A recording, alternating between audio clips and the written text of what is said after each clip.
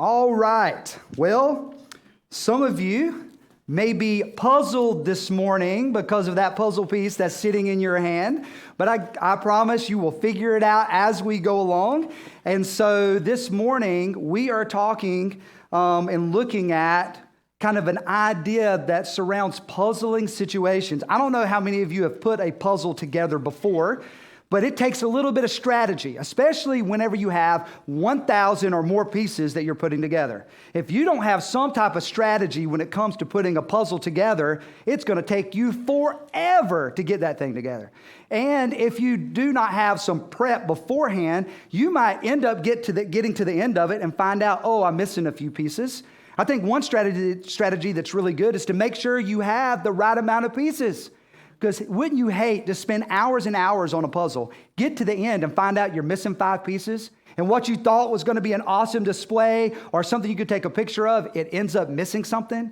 That would kind of stink. Another possible strategy for putting a puzzle together is having the picture, right? Having the picture on the box. This is what I'm going for. Have some type of an idea of what the final product is going to look like. Another strategy is putting similar colors together. A lot of times, whenever you're putting a puzzle together, there are similar colors that if you put them in the same area, that you can possibly find things that fit together just right. And then another strategy, one of my favorite ones of all, is getting the edge pieces on the puzzle. That helps out a lot, right? When you put the edge piece on the puzzle, you have that corner piece, then you can usually figure out how the other pieces fit around it, right? And so those are multiple strategies that you use when putting a puzzle together. Life can be puzzling and quite perplexing at times. It could be perplexing as you're looking at graduating from high school or college and you're thinking, what am I going to major in? What am I going to do? Oftentimes we don't have all that figured out. We don't know exactly where we're going to end up after graduation, what kind of job we're going to have. We have some goals, but we don't have it completely figured out, and that could be perplexing. It also might be perplexing as you're going through college or vocational school or having a job, thinking about, what am I going to do next? Who am I going to marry? Who am I going to commit my life to? When am I going to start a family? What is that going to look like? Am I going to stay in my local town? Am I going to move across the country? Am I going to move to another country? What does that look like? Some of you might be sitting here today thinking, you know what, I have a perplexing situation, a puzzling situation with my marriage. Maybe things aren't going so well. Maybe you're struggling to agree on things and things can just get stressful. Maybe it's a puzzling situation between you and your kids or between your kids and yourself. Maybe you're trying to figure out, how do I parent? How do I do this? How do I guide them to love Jesus and to love God? How do I do that? Maybe there's other situations at work that you're dealing with. Maybe you got a stressful situation there and you're struggling to serve God there and really enjoy what you do. There could be all kinds of puzzling and perplexing situations that we're dealing with. But I believe that whenever we get the right pieces in place, that outer edge, those essential pieces, then God starts to show us how all the other pieces fit into that, how all that fits together. So getting face to face with Jesus turns your greatest perplexity to passionate purpose. Getting face to face with Jesus turns your greatest perplexity to passionate purpose. That's what Jesus does. And so this morning, that is our big idea. He turns your greatest perplexity to passionate purpose. And in John 21, the disciples, specifically Peter, the disciple, the one who's a spokesman of the group, the one who stands out a lot, he is perplexed about some things, has dealt with some things recently. And where we are in the life of Jesus, Jesus has already died, resurrected from the grave, and he's already appeared to the disciples a couple times already. Once the doors were locked on the room they were in, then Jesus wasn't there. Then all of a sudden, Jesus was there. And he startled them so much, he was like, all right, chill out, guys. Peace be with you. Don't, calm down. It's me. Look, the nails in my hands and all that kind of stuff. And Jesus made sure they knew who he was. And then this happened again. They were in a locked room. Jesus wasn't there. All of a sudden, Jesus is there. And they're startled. And Jesus said, all right, calm down. It's me. Look, I can prove it. It's me. And so Jesus has already revealed himself 2 times, but he's about to reveal himself a 3rd time. You see, since Jesus was resurrected from the grave, Jesus looks a little bit different. People have struggled to kind of notice Jesus or realize that it's him. And Jesus can do cool things that he wasn't doing before, such as disappearing and appearing. He's kind of doing that too. And so the disciples are over next to the Sea of Tiberias, also known as the Sea of Galilee. And these guys are fishermen, so guess what they love to do? Fish. Peter says, let's go fishing. And the rest of them said, yeah, let's do that. And so they go out on the Sea of Galilee and they start to fish. And what we're going to see as they're fishing and as they start to realize that Jesus is nearby is that what we'll all realize is that Jesus is our perfect match. Jesus is our perfect match in every situation. And so in John 21, verse 4, it says, when daybreak came, Jesus stood on the shore, but the disciples did not know it was Jesus. They didn't recognize him at first. They didn't know who he was up there. And Jesus says, friends, Jesus called to them, you don't have any fish, do you? No, they answered. Cast the net on the right side of the boat, he told them, and you'll find some. So they did, and they were unable to haul it in because of the large number of fish. So there's this guy, inconspicuous person, up there on the shore. He tells them to cast their net on the other side. So fishing is best done on the Sea of Galilee at night. It is now daybreak, all right? And there's this guy, they don't even know who he is. They don't know if he's a professional fisherman or if he doesn't have, or if he doesn't have a clue what he's doing. But he calls out to them and tells them to do something that they all know usually doesn't work on the Sea of Galilee.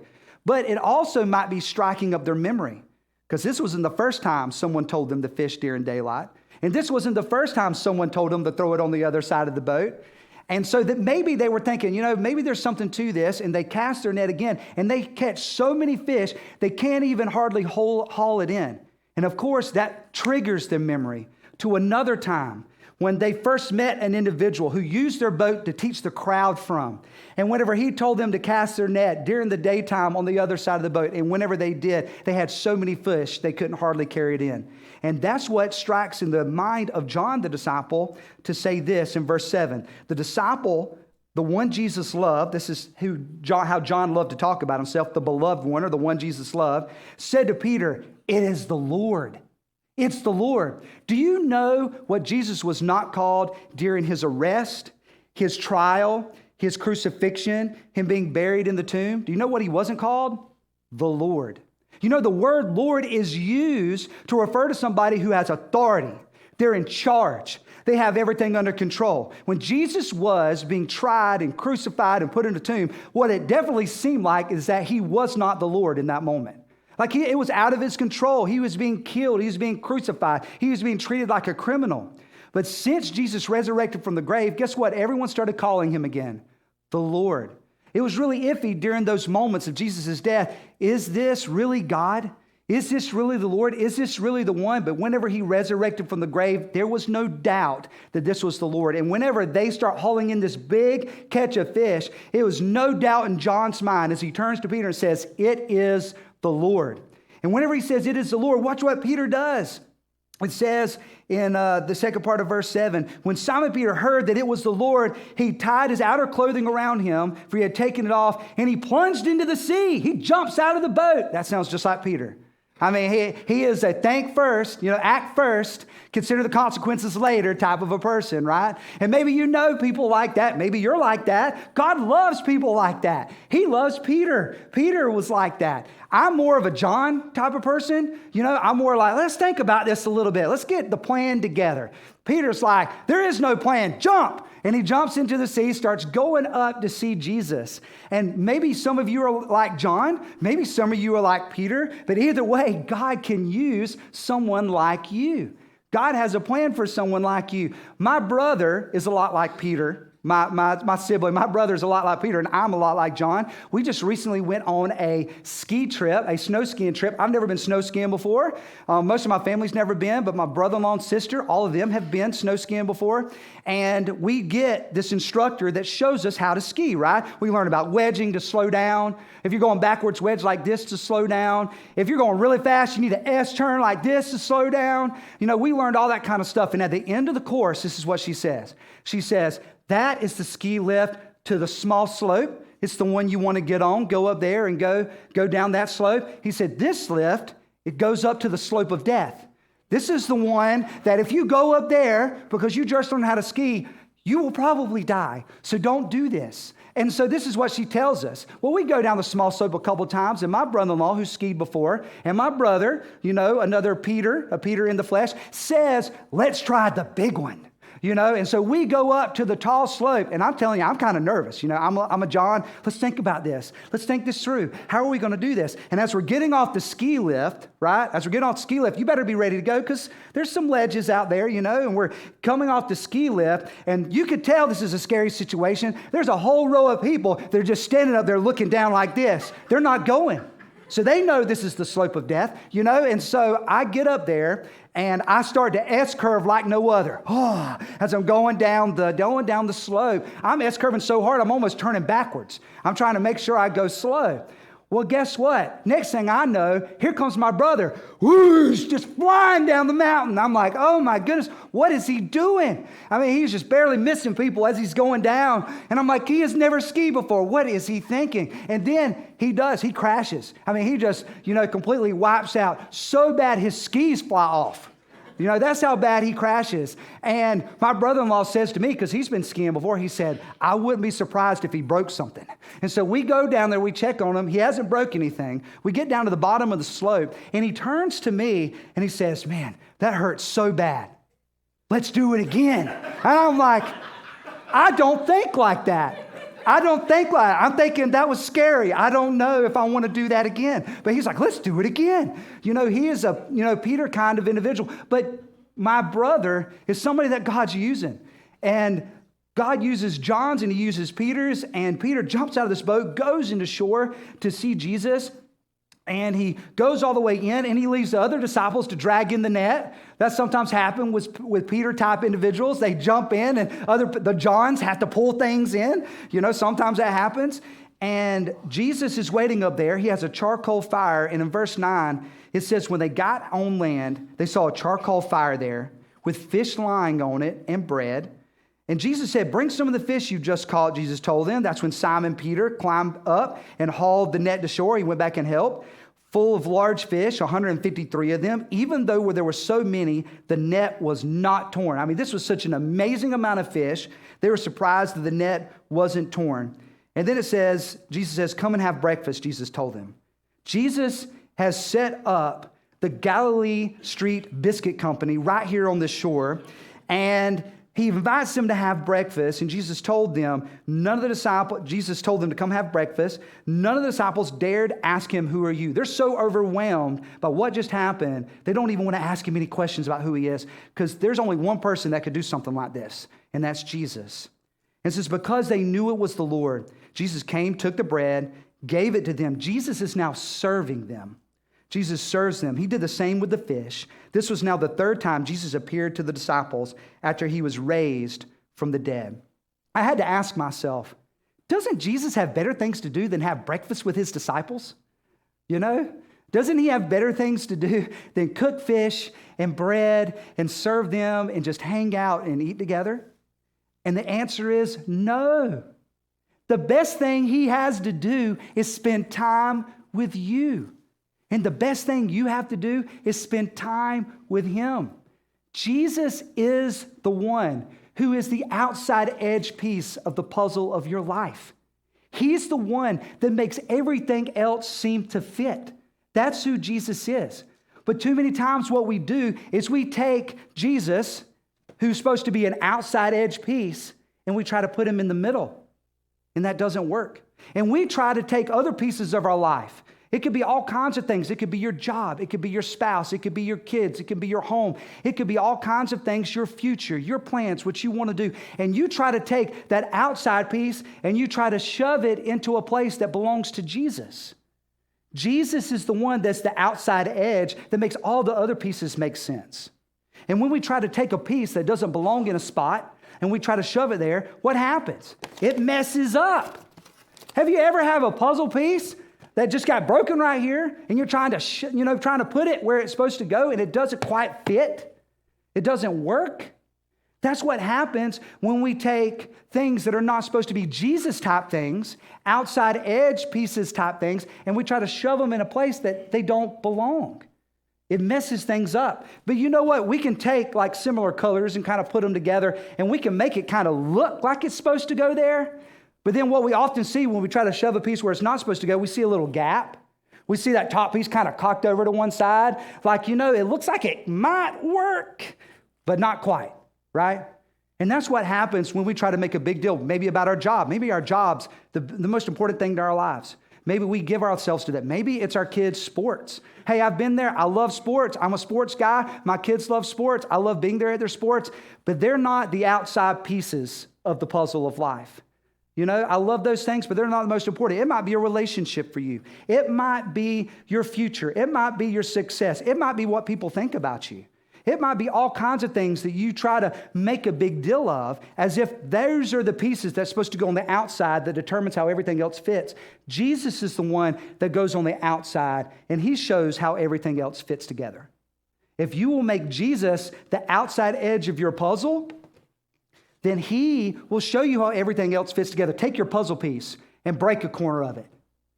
Take your puzzle piece and break a corner of it. Break it a little bit or rip off an edge to remind you that that's what happens whenever we take the pieces of our life and make them the most important thing as if they're supposed to be the standard and we fit that around Jesus. Whenever you go to a ball field, or you're coaching a team, or you're at a barbecue, or you're at your job, or you're at school, or you're with people, you're not a coach or a parent who happens to be a Christ follower. You are a Christ follower that happens to be a parent. You're not a coach or a guy cheering on the sideline that happens to be a Christ follower. You're a Christ follower that happens to be a parent cheering on the sideline. That makes Jesus take the primary spot in that life so that you can see how all the other pieces fit together. That's how things work. And that's who Jesus is. If Jesus was here right now, he would be at the barbecue. If Jesus was here right now, we would be meeting at Starbucks chatting. If Jesus was here right now, he'd be coaching the T-ball team. If Jesus was here right now, he would be on the sideline cheering for your kid. If Jesus was here right now, he would be volunteering at the local school. Jesus is all about entering the normal, everyday parts of your life and showing you how those things ought to work. And so Jesus is your perfect match.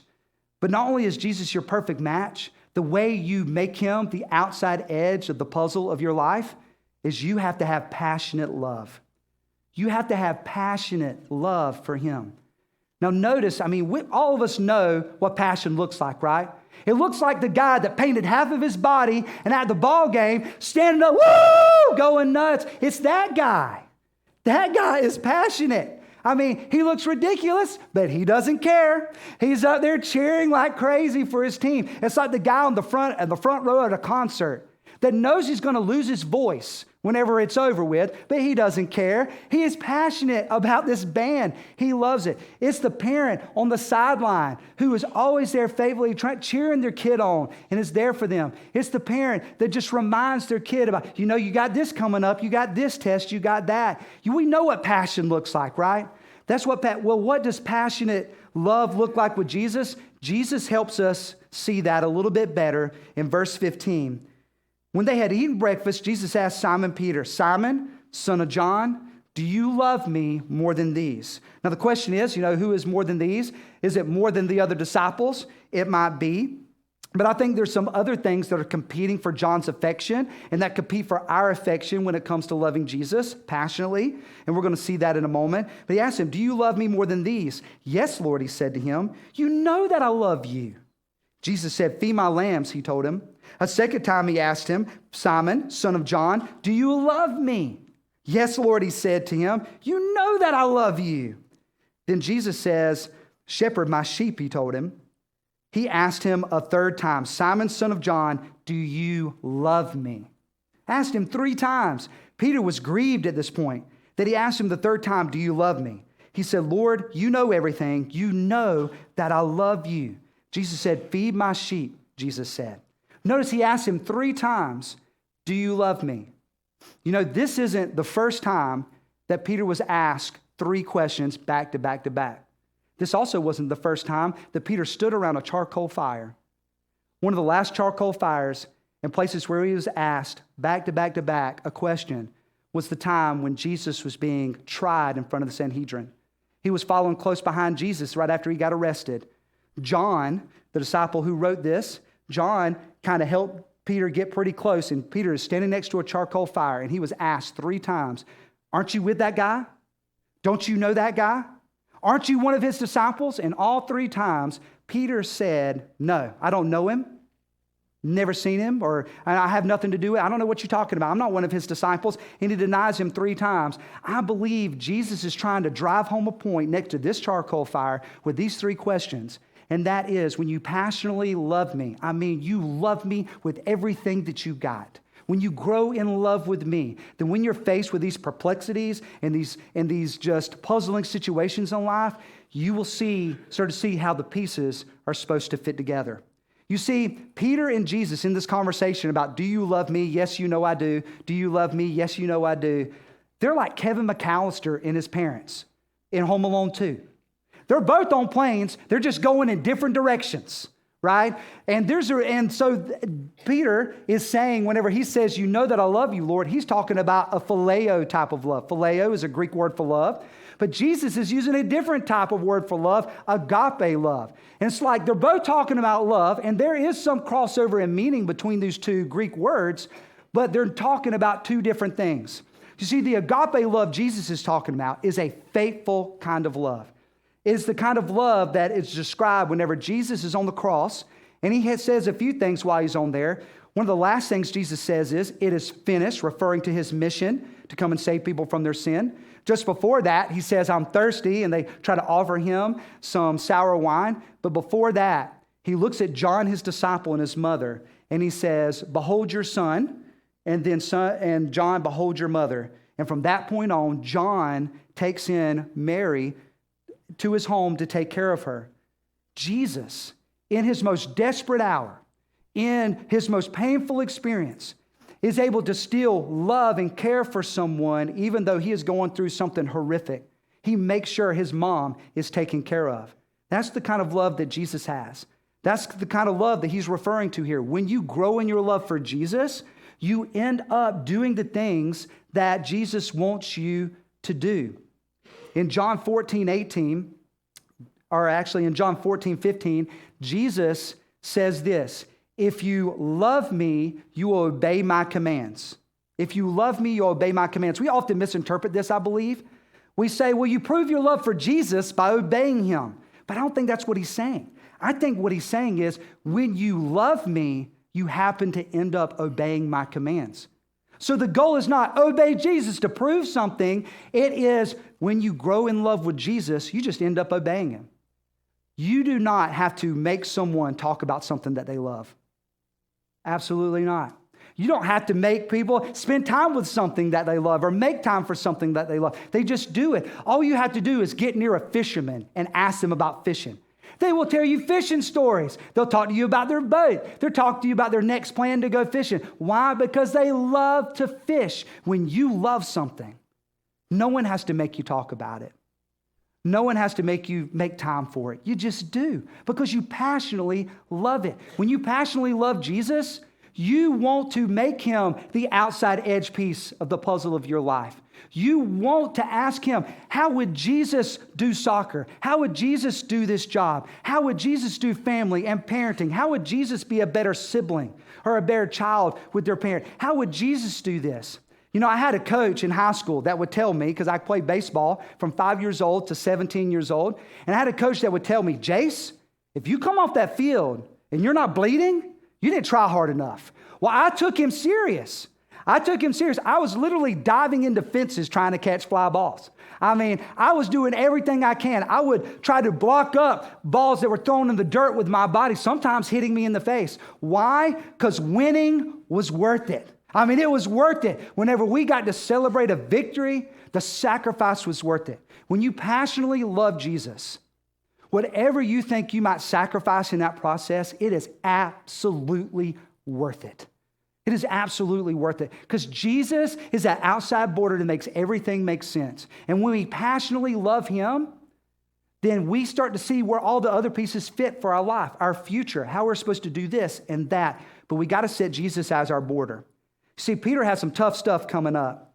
In verse 18 of John 21 says, truly I tell you, when you were younger, you would tie your belt, walk wherever you wanted, but when you grow old, you would stretch out your hands and someone else would tie you and carry you where you don't want to go. He said this to indicate by what kind of death Peter would glorify God. After saying this, he told him, follow me. You see, Peter would eventually, according to church tradition, Peter would eventually be crucified just like his Savior upside down. What would carry Peter through that? What would make Peter keep on confessing Jesus and glorifying Jesus in spite of that sacrifice? It was a passionate love for Christ. Because when you love something passionately, the sacrifice is worth it. It's worth it to keep going. And that's what we see here. And lastly, when we have a passionate love for Jesus and we put those pieces, the pieces of Jesus as the outside border of the puzzle of our life, we have a proper perspective. We have a proper perspective about how the pieces of life fit together. That's what setting Jesus as the outside edge of our puzzle does. It shows us where the other pieces go. We put them together by passionate love, and it gives us a proper perspective of life. Take your puzzle piece, and you should have a pen or something near you, and draw a cross on that puzzle piece. Draw a cross on that puzzle piece. It reminds us of the kind of love that Jesus demonstrated, the kind of passionate love it takes to make him the outside border of our life. And so we see proper perspective in the life of Jesus, or in the life of Jesus and Peter here in verse 20. It says, so Peter turned around and saw the disciple Jesus loved following them. Now, he has now stopped engaging Jesus for a moment, stopped looking at Jesus, stopped talking to Jesus for a moment, and then it says, the one who had leaned back against Jesus at the supper and asked, Lord, who is the one that's going to betray you? So we're talking about John the disciple here. And then Peter says, when Peter saw him, he said to Jesus, Lord, what about him? Yeah, you're talking about me dying for you one day, but what about this guy? You know, who's he going to die for? Is he going to die? You know, what's going to happen to him? And this is what Jesus says, if I want him to remain until I come, what is that to you? You know, why is that your prerogative or your problem or the thing that you should be focused on? And Jesus says, what is that to you? As for you, follow me. Verse 23 says, so this rumor spread to the brothers and sisters that his disciple would not die. Yet Jesus did not tell him that he would not die. But if I want him to remain until I come, what is that to you? You see, Jesus calls us to follow him, to passionately love him, to make him the outside border of our life so that we can see how all the other pieces fit together. That's what he calls us to do. But oftentimes we get distracted by other things and we stop focusing on Jesus, passionately loving him. And when we stop passionately loving Jesus and we start passionately loving other things, then the pieces don't quite make sense and we start comparing ourselves to other people. We start doing comparisons. You know, and there's two things that compete for us to have the right perspective and this passionate love for Jesus. One of those is wanting to have approval from people. We see that in the Bible. When we love people more than we love Jesus, we start wanting to get approved by people, and that starts to shape our actions. Instead of passionately loving Jesus, making him the border of our life, and just simply following him, we start wondering, well, if I live like this for Jesus in this context, what are they going to say? What are they going to think? What if I start talking to that parent on the sideline at the ball game about what it means to trust and follow Jesus? How will people think of me? Will they think I'm odd, weird? I mean, how would that turn out? And so we have these things that compete for and the other thing that competes for our passionate love for Jesus is comfort and pleasure. Sometimes, instead of loving Jesus and willing to passionately love him, we focus more on our comfort or our ease or what makes it easy. And this is exactly what Peter dealt with. Whenever he denied Jesus 3 times, instead of passionately loving him, what we see Jesus do is what we see Peter do is Peter is worried that he's going to end up where Jesus is. And so he doesn't continue to passionately love Jesus. And what we see also Peter doing is Peter's worried about his comfort. What if I have to hurt like Jesus is hurting right now? And so what God calls us to is exactly what Matthew 6:33 is all about. Seek first the kingdom of God and his righteousness, and all these things will be added to you. All these things you worry about, like what's going to be next after school, who I'm going to marry, how is my marriage going to turn out, how are my kids going to turn out, all these other things, we focus on them, which are the centerpieces of the puzzle, instead of making Jesus that outside edge And then when we make Jesus that outside edge, all these other pieces that we worry about, they fit together. We start to see how they're supposed to work together. That's how this puzzle piece, that's how the puzzling parts of life work. When we get face to face with Jesus, we see that our greatest perplexity turns into passionate purpose. When we get face to face with Jesus, we see how our greatest perplexity, whether it be as a parent, as a child, as a graduate, at a job, whatever it might be, all the pieces start to come together. Maybe you're sitting here today and you're like, you talk about Jesus supposed to be the one that everything else fits around instead of trying to fit everything else around Jesus. And that sounds a little crazy. It might sound crazy, but that's exactly what God says about his wisdom, that it looks like foolishness to the world. It looks ridiculous. It looks like that will never work. But the thing is, that's how God designed things to work. And maybe you've never made Jesus that person that is the outside edge piece of the puzzle of your life. We see Jesus came to answer a problem, a solution to a problem. The problem is sin. Sin has separated us from God. And Jesus is the solution to that problem. Maybe you're here today and you need to give your life to Jesus. You need to call on him as the solution to your problem for sin. If we could, everybody just bow their heads and close their eyes. If you're sitting here today and you're saying, that's me. That's me. I've been trying to fit all these other pieces of the puzzle together without setting Jesus in his proper place as the outside edge of that puzzle. Then I want to invite you today to make Jesus your solution. And you simply just have to pray a prayer like this. You can just repeat it after me. Jesus, I'm a sinner. And I recognize that sin has broken so many things. One of those chief things that it's broken is a relationship between me and God. And I have not made Jesus the solution to that problem. I want to make Jesus the solution to that problem today. Jesus, save me from sin. Make me right with God so that I can know how all the other pieces are supposed to fit together. Thank you for saving me.